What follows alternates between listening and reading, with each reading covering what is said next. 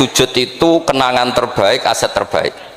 Sehingga jenengan ra perlu hasud, aku ra wali kota, aku ra kiai gede, aku ra mubalek populer, karena sudah punya nikmat sing khairan minad dunya wa ma fiha. Assalamualaikum warahmatullahi wabarakatuh. Bismillahirrahmanirrahim. Nahmaduka ya ghafuru ya syakuru wa sholli wa sallim barik ala sayyidina maulana Muhammadin wa ala alihi washabihi asma'in amma ba'du. Teng ngersa para habaib, para ulama sedanten ingkang kula hormati, wabil khusus teng pernah Pak D kawula Ki Haji Muhammad Idris Hamid ingkang sangat berjasa tadi menyelamatkan para pejabat diaturi teng dalem kalian Pak D Idris kersane mboten diamuk Pak Sukron. Niku tak anggap prestasi terbaik di hal ini. Terus kula siap jadi korban ngajak Mas Amak kalian Mas Aziz sing ben diamuk ben ono. Alhamdulillah wau diseneni kena khitab nahi mungkar sing kereng. Ya terus kula niku kadang-kadang nggih saged kereng, tapi kereng kula niku sisi ilmiah. Sisi ilmiah yang ekstrim. Jadi negara ini atau umat Islam ini enggak boleh dilatih, difasilitasi Gus Ipul. Nanti agama ini menjadi bergantung wali napa? Kota. Saya ingin agama seperti zaman Pak Hamid. Izzul mu'min qiyamuhu billail. Atau syaraful mu'min qiyamuhu billail wa izzuhu istighna'uhu anin nas. Terus sing terkos dan tentang mriki nak bengi tahajud terus yakin sujud itu kenangan terbaik, aset terbaik. Sehingga jenengan ra perlu hasud, aku ra wali kota, aku ra kiai gede, aku ra mubalek populer, karena sudah punya nikmat sing khairan minad dunya wa ma fiha. Terus mengke Menteri Keuangan ki kepenak, Menteri Wados Wau Masanas ki kepenak, mergi mboten dituntut macam-macam. Orang asik dengan tahajud, dengan sujud. Tapi kalau masyarakat kita ada asik dengan tahajud, ada asik dengan sujud, penggaweane demo nuntut pemerintah. Terus solusi bangsa ini tidak sekedar pemerintah itu baik, pemimpin itu baik, tapi rakyat juga baik. Kula nate matur teng Ki Hasib putranipun bawah. Kebaikan konsensus itu dimulai dari kita. Misalnya barokahnya orang Indonesia itu sholat. Itu banyak orang yang punya anak cantik itu dilamar orang kaya tidak mau, hanya karena yang kaya raya ini tidak sholat. Padahal kalau nikah sama orang kaya ekonominya selesai. Padahal miskin sekali. Jadi rakyat itu pun heroik Gus Ipul. Demi cari mantu yang sholat itu direwangi, di mantu melarat santri mergo sholat. Sing lamar sugih mboten sholat. Nah kalau rakyat sudah punya konsensus gitu, mereka tidak akan milih pemimpin yang terkenal tidak sholat, apapun baiknya sosialnya. Sehingga tolok ukur kebenaran ini menjadi tolok ukur politik juga. Kan nggak mungkin masyarakat yang sholat terus nganggap pemimpin yang baik itu yang tidak sholat. Masyarakat kita anti zina, anti prostitusi, karena itu fahisyah. Sehingga juga tidak milih pemimpin yang punya perilaku seperti itu. Masyarakat kita humanis, menghormati hak-hak orang lain, hak buruh, juga tidak akan milih pemimpin yang jahat, yang sadis, yang macam-macam. Nah nilai bersama ini yang coba kita bangun. Tahu dawe Pak Sukron bikin sakofa Islamiyah. Sehingga ini dimulai dari kita. Kemudian barokahnya ilmu, kalau kita sudah senang sujud, saya punya banyak hadis diantara dijelaskan setan itu paling menangis kalau melihat orang mukmin sujud. Kata setan itu, gara-gara sujud saya dikeluarkan dari surga karena menolak sujud tadi. Kalau niku Mbak Idris nate teng beberapa daerah yang luar biasa susahnya. Niku barokah boten bergantung wali kota Pak Ibu. Kalau jadi kiai gede paling nyesal itu satu. Kiai-kiai kecil itu di daerah-daerah tertinggal itu mendirikan masjid. Kiai nak pun gede kados kula diundang ning masjid disangoni kas masjid. Wah niku nyesal kula teng pangeran montek amen.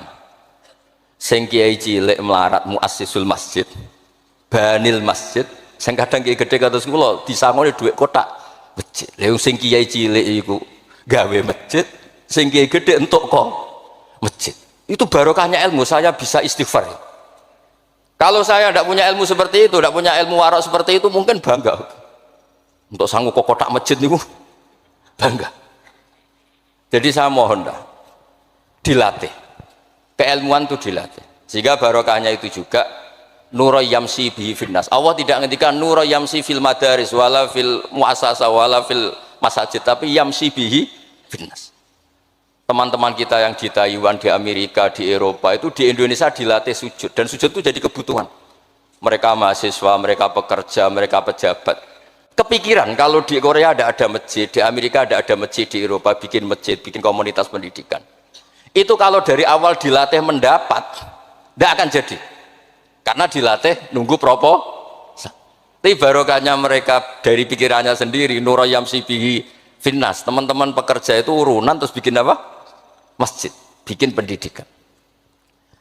Ya, terus target kula, target saya itu kepengen tiang Islam itu punya nurayam sibihi finnas. Mereka tersiksa kalau di komunitasnya itu tidak ada tempat sujud. Jangan dilatih, kalau menurut saya jangan dilatih dengan kebesaran-kebesaran itu. Monggo lah kita menikmati tadi ada istilah wali masyhur, ulama terkenal itu buat orang Islam supaya dapat pahala. Piro-piro ngidolakno wali, mboten ngidolakno penyanyi dangdut ngoten mawon.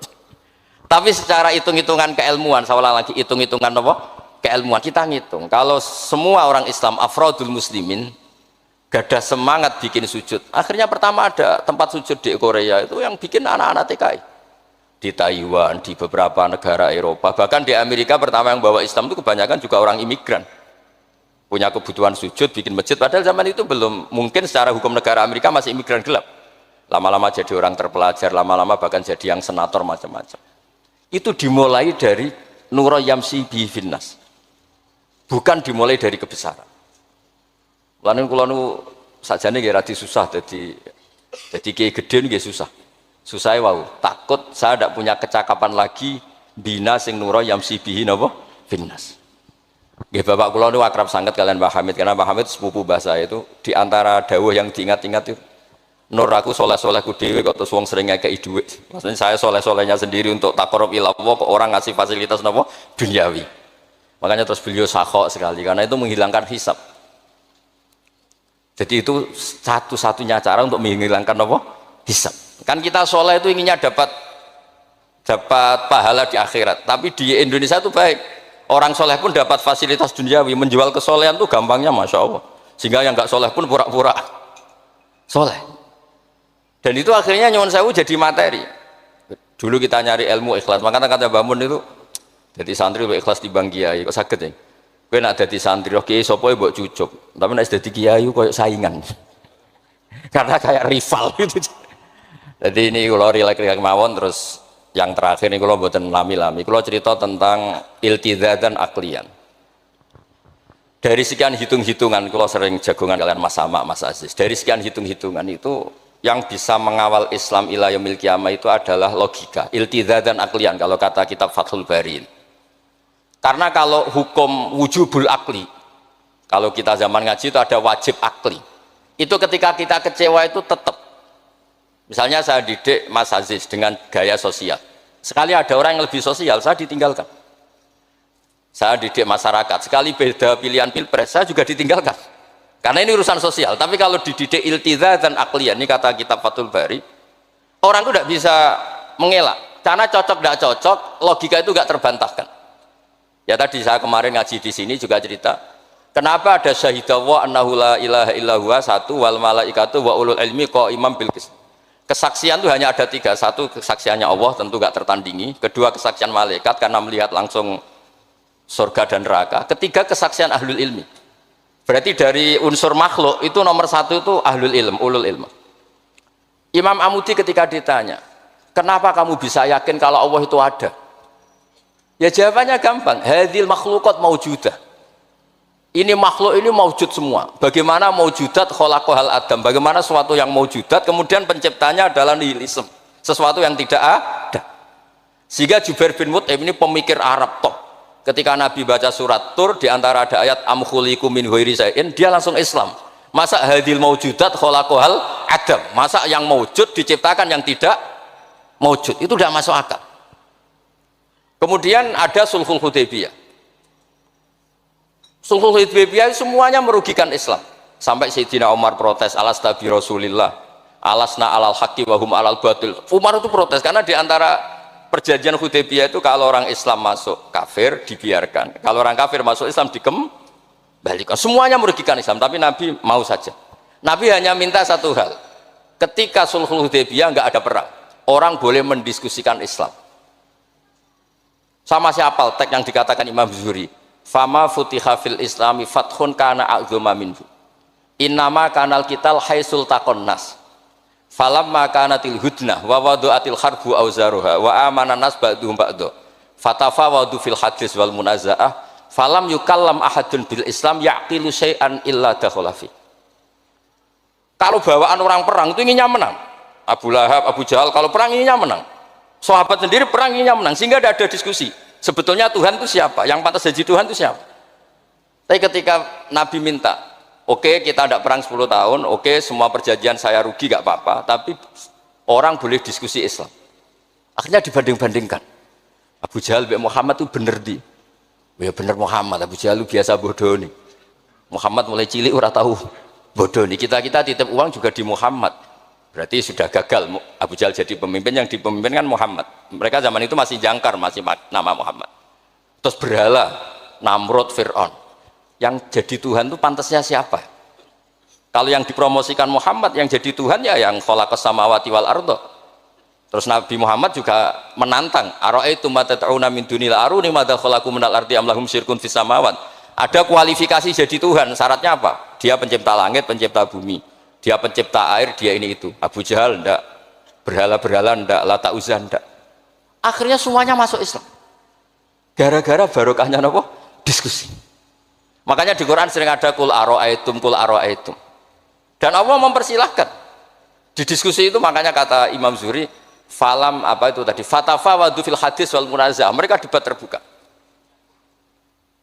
Nah sekarang itu orang harus ngaji seperti ini. Nah kalau iltidatan aklian tadi yang disebut kitab Fathul Bari, jenengan ngaji saya wajibul akli, setelah itu jenengan kecewa dengan saya, entah urusan politik, entah urusan ekonomi, sampai tidak bisa membuang logika anda, itu tidak bisa. Sampai bisa enggak jadi orang komunis, ateisme, nihilisme, terus berpendapat gini, hadhil maujudat sabaqohal adam wa khalaqohal adam, ini yang maujudat langit bumi penciptanya adalah ketiadaan. Fakih fayakunul adam yu'athir wa yakhluq, bagaimana sesuatu yang tidak ada kemudian bisa menciptakan. Jadi akhirnya faham nihilisme inilah barokahnya ya kayak Indonesia itu.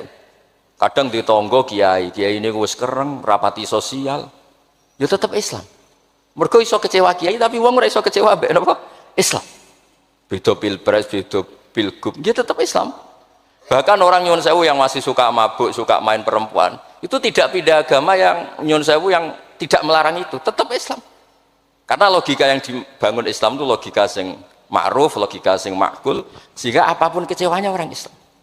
Nah ini pesannya Imam Ibnu Hajar al Asqalani yang nyarai Bukhari, orang Islam itu harus didorong berlatih terus dengan kekuatan iltidatan aklian.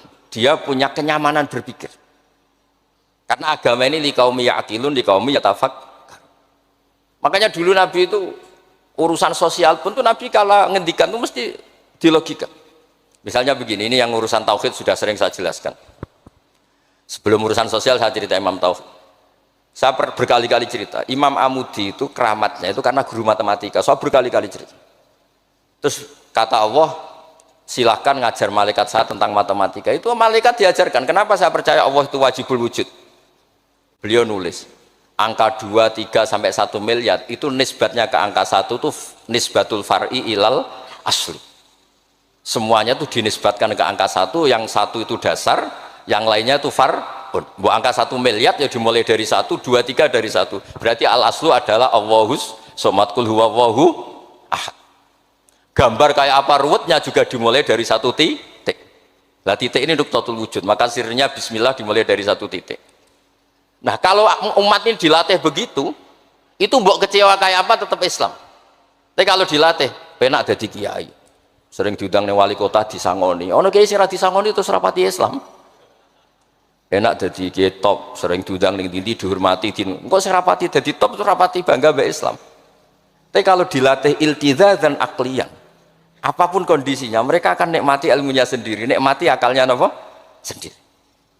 Ada beberapa kasus sosial yang gagal, tapi Nabi bisa mendidik dengan teori iltizatan akliyah. Ada istaka rojulun, syaka rojulun ila Rasulillah, bapak saya itu nakal sekali ya Rasulullah, sayyul khuluq. Terus bapaknya datang pakai yattaqi walal aso. Terus Nabi tanya, itu bapak kamu ya? Bapaknya, ini orang ini mengadukan kamu itu sayyul khuluq sama anak kamu. Terus kata bapaknya, innahu kana faqiran, innahu kana dhaifan wa ana qawiyyun. Wa faqiran wa ana ghaniyun. Walam amna'hu syai'an min mali. Wal yauma ana faqir wa huwa ghaniyun. Wa ana dhaif wa huwa qawiyyun. Wa yabkhalu alayya bimali. Niki tiyang anak kula niki riyen ketika kecil, kula sugih dekne lemah. Kula mampu dia lemah, tak urusi. Sakniki kula lemah dekne kuat mboten ngurusi kula. Terus Nabi ngendikan, "Masame abihada min madarin wala hajarin illa baka." Semua makhluk itu menangis karena keluhan bapak kamu ini. Terus Nabi ngendikan, "Anta wa maluka li abika." Kamu dan hasil jerih kamu itu juga aset bapak kamu, sehingga jadi hukum fikih. Kalau al-qatil itu walid tidak bisa dikisos. Bahkan hibatul walid ya waladi boleh dirujuk. Pokoknya selalu orang tua punya hukum nopo khusus. Ada kejadian lagi, imro'atun melapor ke Nabi. Dilaporkan kalau dia sayyi'atul khuluq. Ibu saya itu sayyi'atul khuluq gini-gini ya Rasulullah. Jawabnya Nabi unik. 5 dalam takun kadzalik, khina hamalat katis ata asyurin. Kenapa kamu tidak ngomel-ngomel seperti ini ketika dia masih baik? Itu yang mengandung kamu 9 bulan. Tapi innaha sayyi'atul khuluq. 5 dalam takun kadzalik, khina ardu'atka haulaini kamilan. Terus tapi innaha sayyi'atul khuluq. 5 dalam takun kadzalik, khina sahirat lailaha. Khina sahirat laka lailaha wa khina asma'at laka naharuha. Kenapa kamu tidak ngomong seperti itu ketika kamu masih butuh susunya, butuh binaannya? Sekarang kamu kuat baru ngomong gitu. Terus kata pemuda tadi, laqad jazaituha ya Rasul. Saya sudah membalas itu. Apa balasan kamu? Lakot hajat tuha ala unuki. Dia pernah haji tak gendong. Tapi Nabi ngendikan fawwah ma jazaitaha. Kamu tetap tidak bisa balas jasa ibu kamu. Jadi orang ketika ingat sisi sayyi'atul khuluq ibunya ketika sepuh, Nabi mengeset ulang. Apa seperti itu? 5 dalam takun kadzalik. Kenapa ibu kamu tidak sayyi'atul khuluq ketika hamalat katis ata asyurin? Kenapa saat itu kamu tidak digugurkan, dibuang ke kali? Daripada dia anak akhirnya gak ngaku ijazahnya orang tua. 5 dalam takun kadzalik khina ardu'atka haulaini kamilan. 5 dalam takun kadzalik khina tadi sahirat laka lailaha wa atma'at laka naharuha. Itu Nabi. Jadi saya ini termasuk kiai lah yang ingin semuanya kita baik itu karena ada kemampuan iltidza dan aklian supaya agama ini liqaumi yaqilun liqaumi yatafakkar. Kalau agama ini dijual dengan isu-isu sosial, itu bahayanya itu orang-orang kecewa. Loh, saya itu akrab sama Gus Ipul, belum pernah main ke wali kota. Bukan soal zuhud. Mau nak disangoni, terus suatu saat disangoni sedarani medit. Terus kurang suguhannya tersinggung, terus ribet-ribet. Soalnya agama kalau dijual sosial itu ribet. Karena terus tuntutannya itu mukafaah. Makanya Nabi itu dulu pinter sekali kalau misalnya masalah zina. Ada pemuda itu hiperseks, nggak bisa Islam. Karena kalau Islam itu melarang zina. Akhirnya geger istadzana fi zina. Saya mau masuk Islam tapi boleh zina.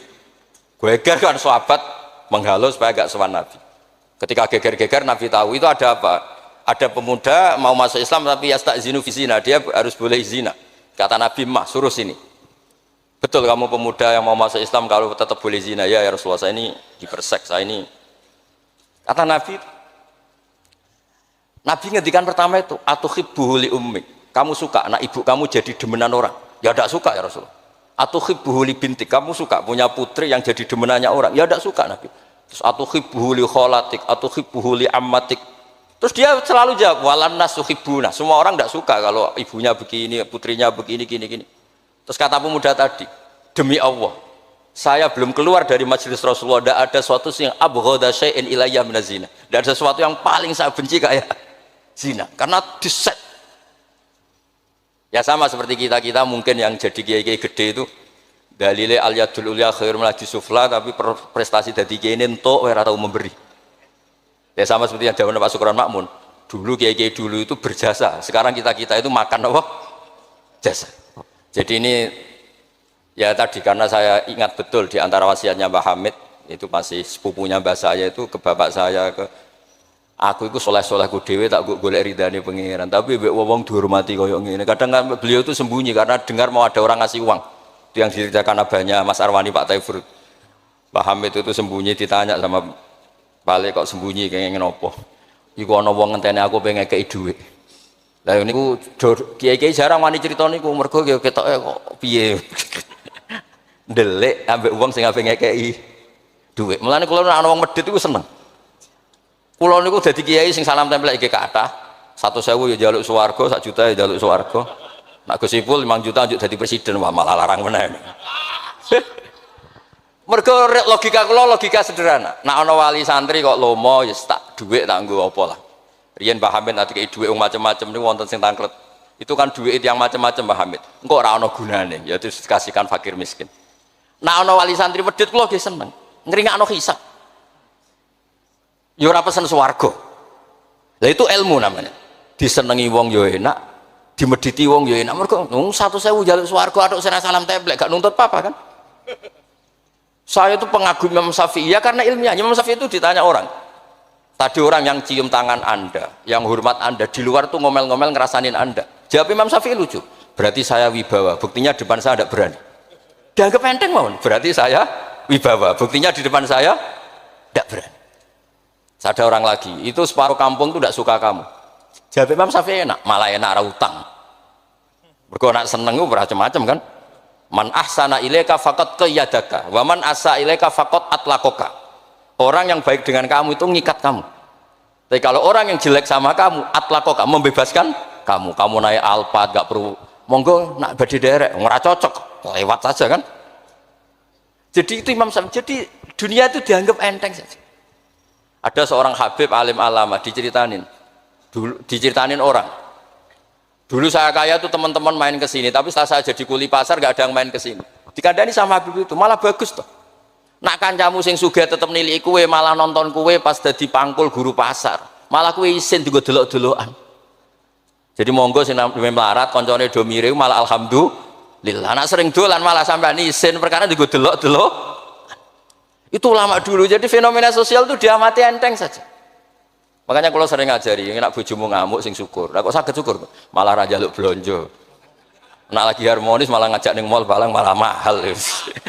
Jadi apa ya? Saya itu ingin keilmuan ulama dulu itu ya kayak hikam. Hikam itu udah ada yang enggak baik. Enteng saja. Mata a'taka asyadaka birrah wa mata mana'aka asyadaka qahrah. Kalau Allah sedang memberi kamu, anggap saja Allah ingin memperlihatkan kalau dia itu al-barur rahim, zat yang baik. Wa mata mana'aka asyadaka qahrah. Kalau Allah tidak mengasih keinginan kamu untuk menunjukkan kalau Allah itu al-qahar, al-jabbar, zat yang enggak bisa diintervensi. Sama di pangeran dirayu sepuhe gelem kan sawangane murahan. Ya sekali-kali egois, gak dituruti. Makanya wa mata mana'aka asyadaka qahrah. Jadi enak saja, pasti kasih Allah ya Allah itu. Ya, kiai yang sering dongo ya bagus menunjukkan lemahnya. Tapi banyak juga kiai yang dongo itu sepisan terus sudah. Wa inna ma yunabbahu man yajuzu alhil ikhfal, yang bisa diingatkan itu orang yang mungkin lupa.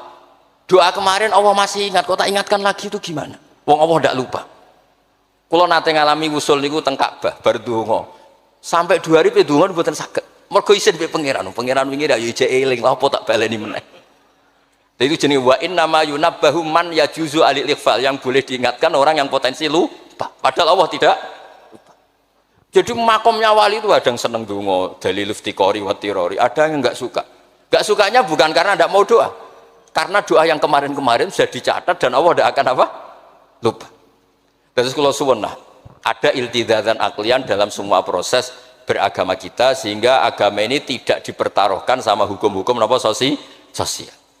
Ya misalnya kawin, sampean kawin kadang dibojo macam-macam. Sampean nak eling kawin sunah Rasul, aghdulil basar wa ahsanul farji, selesai. Karena itu menguntungkan kita jadi ahsanul farji. Bisa mengekang kita dari zina. Tapi kalau sampean kawin nak bojone ramah seneng, nak bojone sayang seneng.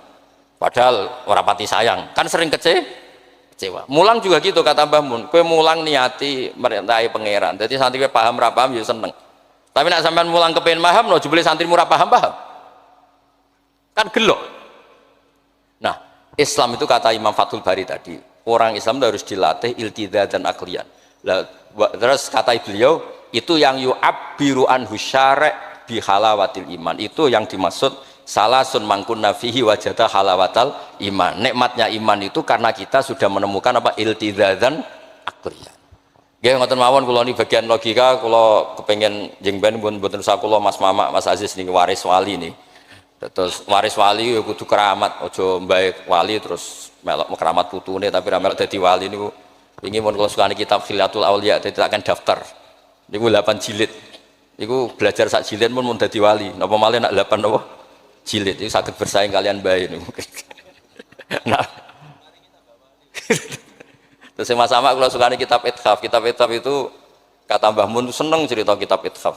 Dikarang Sayyid Zabidi, Murtada Zabidi. Itu kalau Mbah Hamid Pasuruan, misalnya Mbah Hamid, Mbah Dimyati, terus Mbah Mahfud, Mbah Abdullah, Mbah Abdul Manan, ini awaluman lazama min ahli Jawa nih Sayyid Sinten Zabidi. Dan kitab Ithaf itu Masya Allah, belum ada kitab nyarai Ikhya sampai 800 tahun, kalau nggak 700 tahun.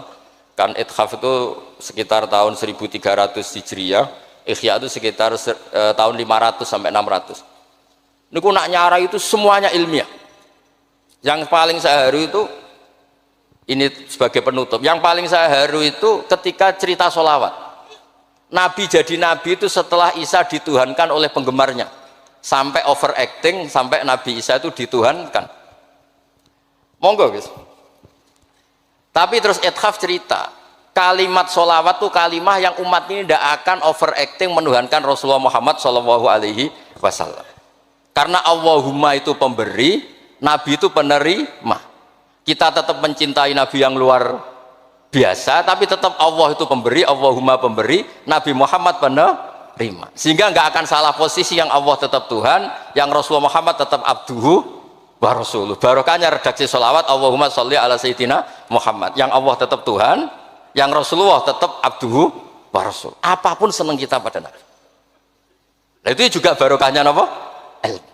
Makanya kata Burda yang sering dikutip Said Muhammad, kalau madah Nabi dakmat da'athun nasorofi nabihimi wahkum bima syi'ta madhan fihi wah kakimi. Dan itu kalimat yang luar biasa, yaitu kalimatus sholawat, menunjukkan mahabbah ke Rasulullah, tapi posisinya Allah tetap al-mu'ti, Nabi tetap al-mu'ta, wa nabi wa injalla qadruh muhtajun ila rahmatihi ta'ala. Itu kata Sayyid Zabidi. Kayak apa barokahnya ilmiah?